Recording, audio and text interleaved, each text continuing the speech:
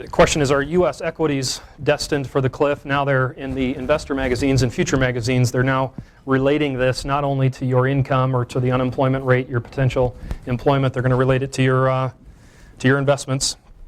And the investment news says Congress operates like pirates, just like high seas robbers. Lawmakers have figured out how to hold us for ransom.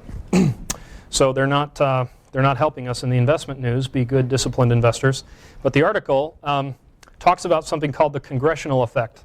See, we can track anything you want to track. If you want to find out which companies on average wear blue suits, and then you say, I want to invest in the companies where the top 7 executives on average wear blue suits, that could be everything could be tracked, and we could figure out if something's a good investment approach. The congressional effect recently came up, and it says it exists in no small part because every day millions of market participants and thousands of their fiduciaries, people like me and money managers, watch Congress with sustained dread, knowing that its members will spend most of their energy promoting the wrong thing to do at exactly the wrong moment.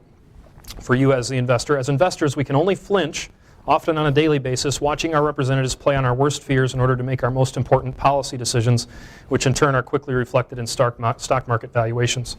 There are even mutual funds designed to only be in the market on the days that Congress is not in session. It's not a lie. And to be out of the market any day that the Congress is in session. And the Congressional Effect Management is the name of the organization that advises this fund. Okay? And it believes that it's especially accurate with respect to how much Congress hurts investment performance. So as government has gotten bigger at an accelerating rate, the advisor, Congressional Effect Management, believes one of the biggest risks for investors in today's market is legislative risk, the risk that the rules will change for an industry or for the country. Now, we've already shown that that's not right, because the more regulation that exists and the less freedom that exists over the last 20 years, 30 years, the return has been higher. And we looked at the data here as well. If you look at the results, the CEFFX, which is the ticker symbol for the 3 years that this fund has been around, the year-to-date, 5-year, and 3-year return since inception does not come close to simply owning the market for the S&P. Now, it's a diversified fund that does get out of the market some, so it's not as volatile. The volatility quotient is 9.93 versus the S&P 500 for that 3-year period, but the return is a third. So they're not gaining for it, but that's a pretty short period of time. So we looked at some other matrices, and this is a study that has been done to measure policy-related economic uncertainty. An index was constructed from 3 types of underlying components based on research from Stanford and the University of Chicago. And here's what they looked at. And this relates to something you've probably heard of, which is the volatility index. How many people have heard of the volatility index? This is an index that tracks whether or not we're approaching a period of time that will be volatile or whether we're in one. Okay? And if we're in a high volatility period of time, some people get out of the market during those periods of time. Exactly the wrong thing to do. And this is the economic uncertainty, policy-related economic uncertainty index. The first component, there are 3 components, quantifies newspaper coverage of policy-related economic uncertainty. Simply counts them. How many newspaper articles were written recently relating to the topic of economic uncertainty and policy? Okay? The second component reflects the number of federal tax code provisions set to expire in future years without resolution. So right up until the 30th or 31st, we had a pretty big one here, right, with the Bush-era tax cuts ready to expire at the end of the year. This was a tax code provision that was expiring, and this bolstered the index, made it a volatile index during that period. The third component uses the disagreement, this is funny, the disagreement among economic forecasters as a proxy for uncertainty. So they track economic forecasters, this is a class of people out there, they track how much disagreement there is among them. Sometimes, 7 out of 10 articles will all agree. Sometimes fewer than 3 or 4 articles will agree.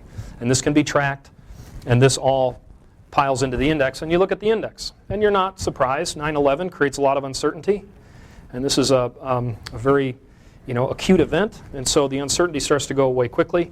But then the Gulf War ensues as a result of it, and the uncertainty rises again. Interest rate cuts, and now here we have the total rise in uncertainty, the debt ceiling dispute, the euro debt situation. So you have this economic uncertainty indicator. And what they like about it is you can backtrack it. You can count these articles and you can count these prognosticators and you can take a look at the IRS code and when things are set to expire, and you can go backwards and you can back test this thing. So back tested all the way to 1985, they came up with an index of 100. It's been as low as 52, 51. It's been as high as 250, 275 recently. And this is an increasing level. And I think part of it is the media is just getting really good at getting in there in 4 or 5 different avenues: our phone, our computer, our TV, just about everywhere we go, the radio. The question is, what effect does economic uncertainty have on markets? We took the rolling 12-month average of the CRSP 1 through 10. Again, the total U.S. market. We plotted it against the economic uncertainty index. This is an uncertainty index based on U.S. information alone. And the market returns are in green since 1985, and the uncertainty index is in blue.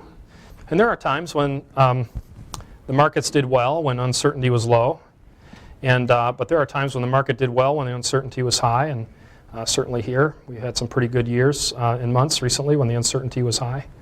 And so we wanted to know, is there any correlation? Now, this is a concept that as we work together, I'll talk about. And so maybe the last difficult concept for the evening is that of correlation. We talked about Harry Markowitz, and when he puts 2 asset classes together, he's looking to see whether these asset classes will move with high correlation, the same, or in low correlation, will they move dissimilarly, right? High correlation is considered to be 1-to-1. It's a 1-to-1 ratio. They move exactly in the same position. Low correlation is considered to be 0.3 or 0.2 instead of 1-to-1. That means most of the time these two things have nothing to do with each other and they don't act the same. We looked at the market returns and economic uncertainty, and the uncertainty was a 0.112. Very, very low correlation. There's really no predictable benefit for looking at the economic uncertainty index over and against the stock market. We wanted to look at taxes, though, because I got a lot of questions about taxes. Taxes are on the rise. Geithner says they have to. There's no responsible way to fix this if the taxes remain low. This information is staggering. I don't know if many of you actually paid taxes at the rates that were in effect 50, 60 years ago. But do the tax rates have any effect on market returns is a very valid question for investors, right? So we looked at the top individual income tax rate. This is the rate that you pay on your 1040 on your income. And the maximum individual capital gains rate. This is the income you pay when you sell an investment for a profit. From 2007 to 2011, and we compared those to the historic CRSP 1 through 10 returns annually. And again, the politicians have this information. They know they can get away with higher taxes, as I'll show you. Now, this is a regression chart, but follow me. I'll make it real easy for you to see. This is plotted on a graph all of the years of returns against, in this case, the percentage of the individual income tax rate, the top marginal tax bracket during those years. So take a look at this one. In 1931, the top bracket was 25%. The top bracket today was 35%. January 1 this year, it became 39%. So if you make more than $383,000 a year, something like that, your tax rate just went up on that higher portion. On that portion over $300,000, your tax rate went from 35% to just about 40%, 39.6 or something. So in 1931, the top bracket was 25%, and there were negative returns. I could have shown you all of these, but just a few for effect here. In 1933, the top bracket, 2 years later, obviously a policy change. Never waste a crisis, is that what politicians say on both sides? Well, we have a crisis in 1929, 30, 31, and they certainly didn't waste it. They moved their top tax bracket from 25 to 63%. But in that year, the stock returns were 57.09. 1954, the top tax bracket was 91%. Anyone remember that? I heard of it. I just hadn't known it until this research was completed. And the return in 1954 was 49.98. And this is even visually, if you look at all these returns, these are positive returns. This is a 0% return. There certainly are negative return years, but most of the years are positive. You know that. The stock market's up 4 times or 3 times to the down 1 year down. And there are some really positive years when the tax rates are very high. There just is no correlation here. Now the capital gains rates, this is the correlation between the income tax rates, individual income tax rates, and the stock market. No correlation, no predictive benefit whatsoever. So tax rates are going up. Should I pull your money out of the stock market based on this? Who wants to get out of the market if the tax rates go up? I wouldn't. I don't think there's any reason based on the data to move out. Now the top tax bracket, when it's over 50% of income, the annual returns are 12.5. When it's under 50%, the annual returns are very close at 11.75 on the years. This is the capital gains tax rate. This one affects the wealthy, right? This is affecting those who have investments, particularly those who have investments like the ones you hold, the stock market investments. Now, it might not relate to stock market investments that are in an IRA because those come out at your income tax rate, right?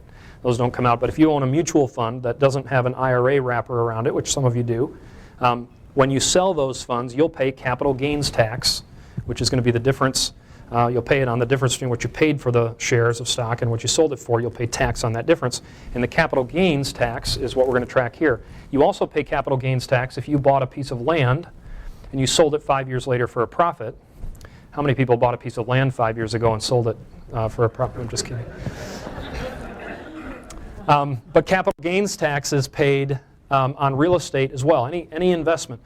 You can buy an alpaca for $20,000 and sell it for $40,000 if she gets pregnant, and you'll pay a capital gains tax on the $20,000 on the difference. Okay, any investment that you buy, a car, if you do more than 5 or 6 sales a year, you have to pay capital gains tax. All of those kinds of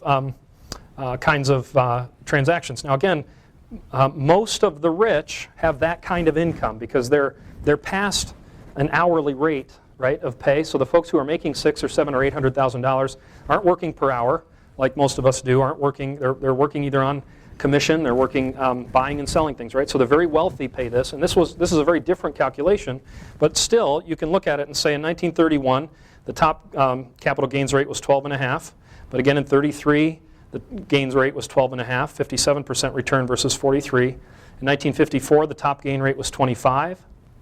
And during that year, it was 49.98. The capital gains rate for a number of years was as high as 35%. It just went up. It was 10% depending on a lower income and 15% for higher income earners. It's going up from that point. But is there a statistical reason to be concerned about that? Is that going to correlate into lower stock returns? There's nothing here that says that should happen. So we can rule out GDP now. We can rule out who the president is. We can rule out who controls the Senate and the House. We can rule out taxes. What are the other things we've talked about? We ruled out quite a few things. You can answer any other questions that you want to rule out as well. Tax rates over 25% for capital gains. The rate of return was 14. Under 25%, the rate of return was 11. And again, the politicians know this. They know they can get away with higher taxes in the long term.